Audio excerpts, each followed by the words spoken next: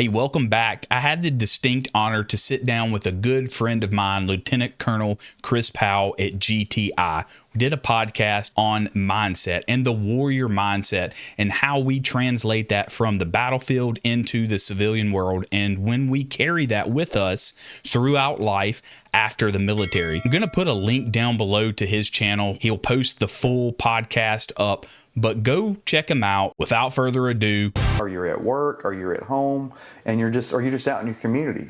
Right.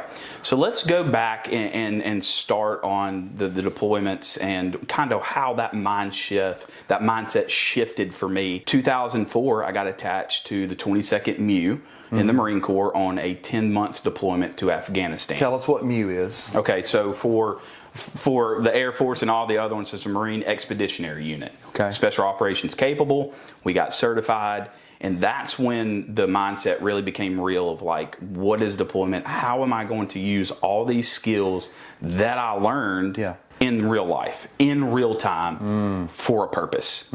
So we were a part of Task Force Linebacker, and that's where we went into the Ruzgan Province of Afghanistan. And it was pretty much the first time any American force had pushed inland into the country of Afghanistan. Most of those were from the sea. Most of those were from surrounding areas. But we actually did an inland push into the heart of the Taliban. Yeah. And that was our mission, is to disrupt the Taliban, identify HVTs, high-value targets, and then capture them, and then disrupt any anti-coalition forces that were coming from the United States. And that's the intel part. That's so correct. You were a very integral part of that. That's correct. Obtaining, creating a plan off of it. Right. I mean, that's kind of cool stuff to me. So that was our mission, is to go in, and we were a part of 12 named combat missions in Afghanistan. Over 100 enemy fighters killed, over 100 enemy fighters captured, 58,000 weapons taken, 58,000 humanitarian things in actual side of the Tarin-Kowt Bowl in Afghanistan and the mountains of Afghanistan. That was our mission, is to go in there and identify and then call back and get that intel and let's disrupt them. And, ultimately the goal is to win and kill the combatants. Yes. But that's where mindset really is when you're deep in the trenches of how your mindset shifts. Yeah.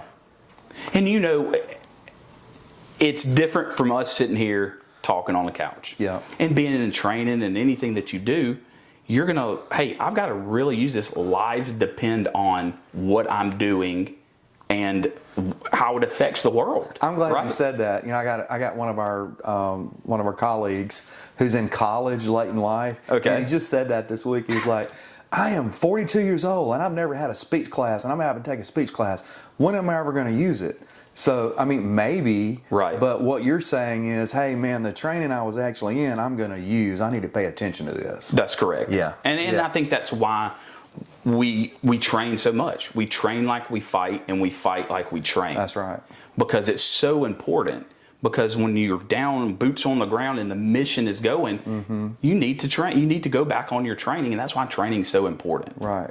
And there's stress on the battlefild. Correct. And there's stress in our environment. I mean, our everyday life. Right. If you say you don't have stress, you're not being honest. I agree with that. Yeah. As you can see, the white in my beard. Stress is real, brother. Stress. I appreciate you watching this video. Comment down below and let me know if there's anything else you would like to see from the podcast. And when the full thing drops, I'll make sure to post it up here. I really do hope you enjoyed it. I'll see you on the next one. Semper Fi.